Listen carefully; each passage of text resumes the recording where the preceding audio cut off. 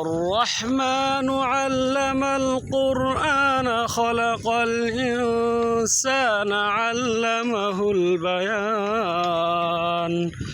الشمس والقمر بحسبان والنجم والشجر يسجدان